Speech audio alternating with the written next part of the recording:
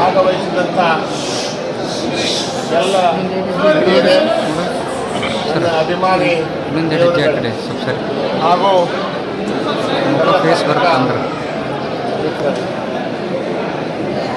ನಿಜವಾಗಲೂ ಈ ವರ್ಷ ಕಳೆದ ವರ್ಷವೂ ಕೂಡ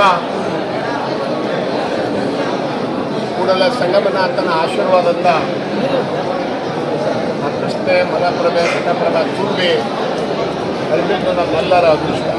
ಅದೇ ರೀತಿಯಾಗಿ ಈ ವರ್ಷವೂ ಕೂಡ ಅತಿ ಶೀಘ್ರದಲ್ಲಿಯೇ ತುಂಬಿ ಹರಿದು ಎಲ್ಲ ರೈತರ ಮುಖದಲ್ಲಿ ಸಂತಸವನ್ನು ಉಂಟು ಮಾಡಿದಂಥ ಆ ಮಹಾ ಗಂಗಾ ತಾಯಿಗೆ ಇವೆಲ್ಲರ ಪರವಾಗಿ ಪೂರ್ವಕ ನಮಸ್ಕಾರ ಸಲ್ಲಿಸ್ತಾರೆ.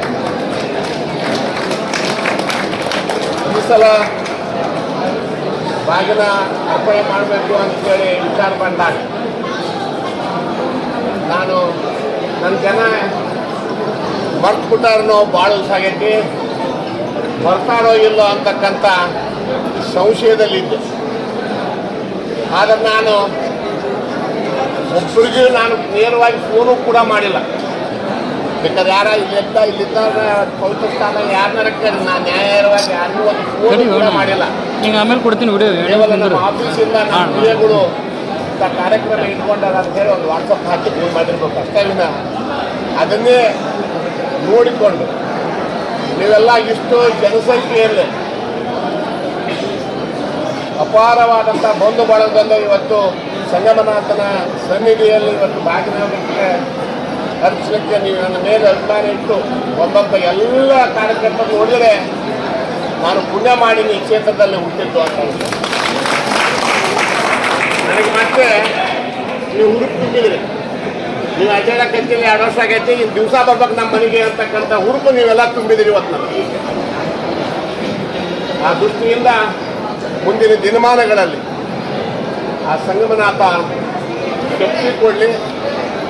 ಈ ಕ್ಷೇತ್ರಕ್ಕೆ ರೈತರಿಗೆ, ವಿದ್ಯಾರ್ಥಿಗಳಿಗೆ, ಬಡವರಿಗೆ, ಎಲ್ಲ ಉದ್ಯೋಗದಾತರಿಗೆ, ನೇಕಾರರಿಗೆ, ಇವತ್ತೇನು ಈ ಭಾಗದ ಮನೆಗಳ ಹೊಲಗಳ ಕಳೆದುಕೊಂಡು ಸುಮಾರು 38 ಹಳ್ಳಿಗಳಲ್ಲಿ ಏನು ತೊಂದರೆ ಅನುಭವಿಸ್ತಾರೆ ಅವರಿಗೆ ಎಲ್ಲರಿಗೂ ಕೂಡ ಆ ಸಂಗಮನಾಥ ಶಕ್ತಿ ಕೊಟ್ಟರೆ ಮುಂದಿನ ದಿನಮಾನದಲ್ಲಿ ಈ ಪವಿತ್ರ ಸ್ಥಾನದಲ್ಲಿ ನಿಂತು ನಾನು ಪ್ರಮಾಣ ಮಾಡಿ ಹೇಳ್ತೀನಿ, ಯಾವುದೇ ನನ್ನ